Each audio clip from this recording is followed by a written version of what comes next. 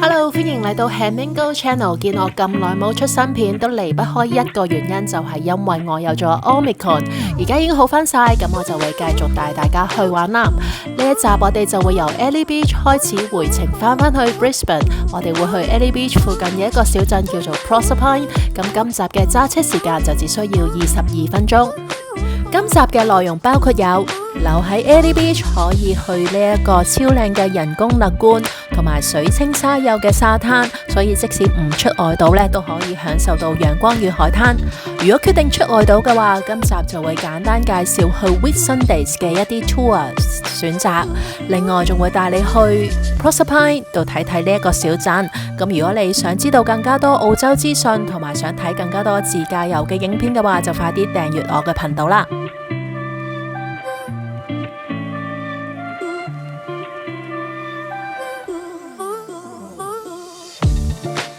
Airlie Beach Lagoon 係我覺得繼熱潘勒官之外另一個極靚嘅人工泳池。咁如果你想知道熱潘勒官係點樣嘅話呢，就可以去翻 Airlie Beach 第3集睇翻我嘅介紹啦。呢個人工勒官呢，就喺 Airlie Beach 嘅正中心，咁佢旁邊就有停車場可以俾你泊車。咁而呢一個勒官入邊呢，除咗游泳池之外呢，仲有一個細小嘅人工沙灘。圍住成個勒官都有面積廣闊嘅草地啦，同埋種植咗好多棕櫚樹，咁你可以喺度享受日光浴之餘呢，就唔怕曬傷啦。同樣呢度會分開咗俾小朋友玩水嘅兒童池啦，同埋另一邊呢就係成人泳池連接住呢一個人造沙灘嘅。咁呢一個成人池嘅水深呢都可達有2米嘅，咁所以游水嗰時呢就要小心啦。我哋去嗰日呢就係平日，咁所以泳客呢就係寥寥可數得幾個，我哋係包晒場。咁但係如果當學校假期啦，或者係週末嘅話呢，呢度都會變得人頭湧湧噶。整個人工勒官呢就係興建喺呢個海邊嘅，咁所以喺度曬太陽嗰陣呢都可以享受到一陣陣清涼嘅海風。咁你會問點解呢度啲海水咁清澈咁靚？點解唔就咁喺海度游水，而仲要興建一個人工嘅泳池同埋人工沙灘呢？咁原因呢，就係每年嘅10月至到5月呢，呢一帶海域呢都有好多水霧嘅。咁如果就咁落海游水呢，就會變得比較危險啦。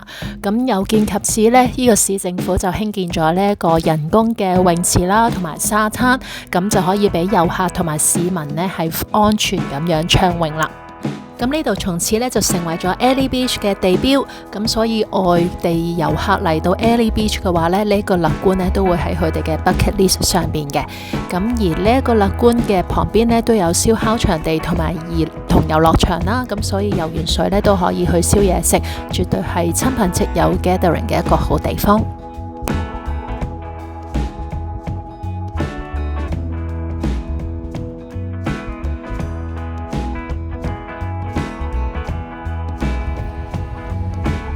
Today is just a beautiful day. As you can see, we are at the Airlie Beach, and this is called as a Boat Haven Beach.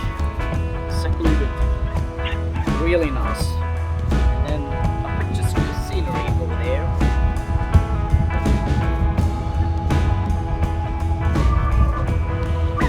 明明剛才先叫大家唔好落海游水，因為會好多水霧，但係轉頭呢又介紹呢一個海灘，咁究竟點解呢？因為唔講唔知，呢一個海灘其實都係人造㗎。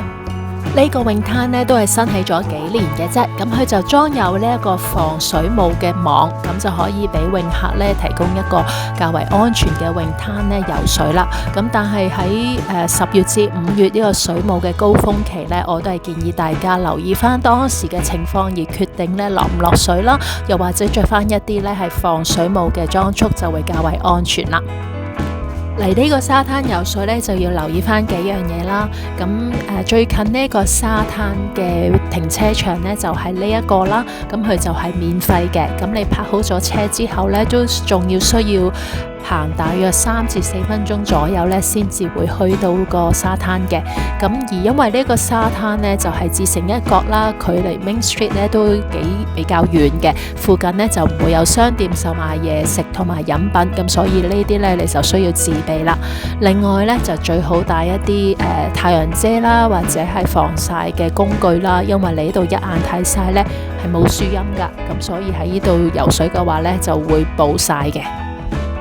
今次自駕遊因為時間關係呢，我哋就冇參加任何 tours 咧出去 Whitsundays 嘅。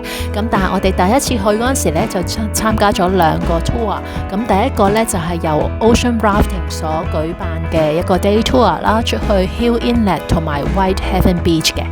行程包括有專人帶你上山頂去睇呢一個由白色嘅沙同藍色嘅海水混合而成靚到絕嘅畫面。另外呢，仲有浮潛啦，同埋去 Whitehaven Beach 嘅。咁呢個海灘呢，獲獎無數，而且更加被評為呢全世界最靚嘅沙灘。咁係因為呢度嘅沙呢係極之幼細，瞓上去呢就好似瞓喺一張床褥咁樣嘅。另外呢個團呢都有自助午餐供應啦，同埋 Ocean Rafting 呢係唯一一間公司呢係可以將船停泊喺 Hill Inlet 度嘅。咁所以我哋走嗰陣時呢就有機會行上去 Hill Inlet 嘅沙度而上船離開嘅。咁呢一個體驗都幾得意。另一個活動呢，就係坐帆船出海啦，同埋浮潛嘅。咁我哋上一次呢，就 join Illusions 呢架船呢出海嘅。咁而出發嗰陣時呢，仲係天朗氣清啦。咁我哋去到海中央呢，就開始浮潛啦。呢個旅程呢，都有提供午餐啦，同埋所有浮潛工具嘅。但係回程嗰陣時呢，天色一沉就開始颳起狂風暴雨，仲會超大浪添。咁如果係容易暈船浪嘅話呢，就要考慮下啦。另外咧，你可以坐直升機咧喺上空度睇呢一個天然嘅心形珊瑚啦，或者咧係玩 skydive 嘅。咁喺 Main Street 嗰度嘅 agents 咧就會有好多不同種類嘅團咧俾你選擇嘅。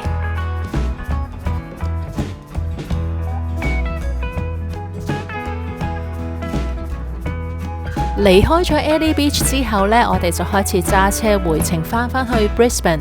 咁我哋就嚟到呢一個喺 Proserpine 嘅 Cider Creek Fall。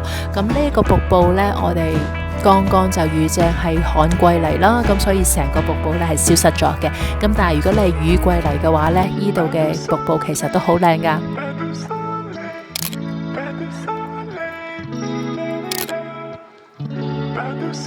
好多遊客咧都會專登帶備泳衣啦，同埋毛巾嚟呢度游水嘅。咁但係我哋嗰日咧就聽到幾個泳客咧就話呢度啲水咧好凍，咁所以如果你想落水嘅話，最好都係 check 溫度先啦。提大家喺 Brisbane 同埋 Gold Coast 之間嘅地區咧，都有一個瀑布叫做 Cedar Creek Fall 嘅。咁兩個瀑布咧係撞名㗎，咁所以如果你上網揾資料嘅時候咧，就要留意翻你睇緊邊一個地區嘅 Cedar Creek Fall 啦。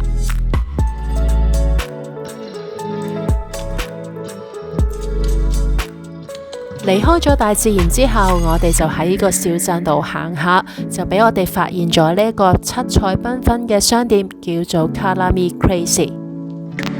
整體門面已經夠晒 colourful， 再入埋商店度睇呢，入邊更加係五光十色。咁究竟呢間鋪頭係賣啲咩嘅呢？入邊所售賣嘅呢，包括有服裝、首飾、家居用品、戶外盆栽擺設同埋好多手工藝品，簡直係五光十色、琳琅滿目。如果要揀禮物送俾親戚朋友嘅話，呢度一定有你嘅心水。呢間鋪頭咧都有佢自己嘅網頁，不過咧佢哋有個宗旨就係唔會提供網上售賣服務。咁係因為店主咧好想每個客人咧都可以親自去到店鋪度去感受一下呢度七彩繽紛嘅開心嘅氛圍。咁如果你有機會嚟 Proserpine 呢個小鎮嘅話呢，就記住入去呢間鋪頭度睇下啦。好啦，今集就講住咁多先。如果你中意我嘅介紹呢，就俾個 like 我，同埋呢 share 俾你嘅朋友啦。咁如果你想睇更加多旅遊嘅影片嘅話呢，就快啲訂閱我嘅頻道啦。下一集嘅內容包括有帶你深入呢一個天然洞穴，去參觀一個既莊嚴又神秘嘅教堂。普通嘅森林你就行得多啦，呢個咁得意嘅樹林你有冇見過呢？想知喺邊度就要留意下一集啦。仲有分享呢個 camping 初體驗，兩手空空就可以入住噶啦。我哋下集見啦，拜拜。